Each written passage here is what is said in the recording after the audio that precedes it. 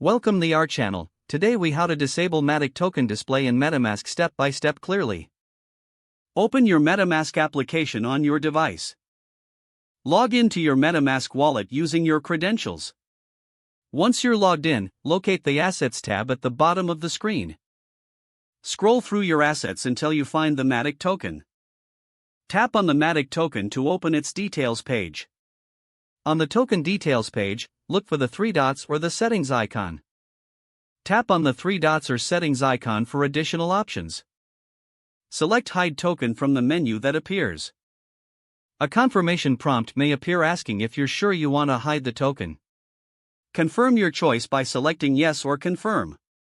Once confirmed, the MATIC token will no longer display in your assets list. To view hidden tokens in the future, go back to the Assets tab.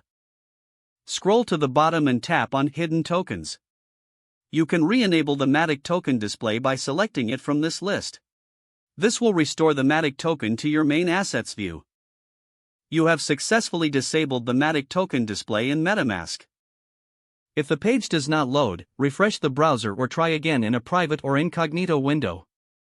Make sure you are using the correct email address, then retype it carefully to avoid small typos. If your password is not accepted, use the reset option and create a new strong password you can remember. Check your spam folder for verification or security emails, then complete any requested confirmation steps. Enable two-factor authentication if available to improve account security and reduce unauthorized access risk. After signing in, review your profile details so your contact information and settings are accurate and current. If you see an error message, note it down and try again after restarting your device and internet connection. Log out when you finish, especially on shared devices, to keep your account and payment information secure.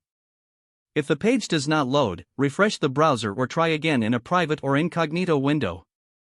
Make sure you are using the correct email address, then retype it carefully to avoid small typos. If your password is not accepted, use the reset option and create a new strong password you can remember. Check your spam folder for verification or security emails, then complete any requested confirmation steps.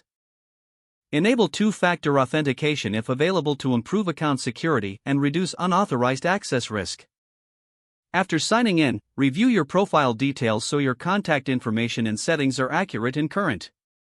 Don't forget to like this video and subscribe to our channel for more step-by-step tech guides.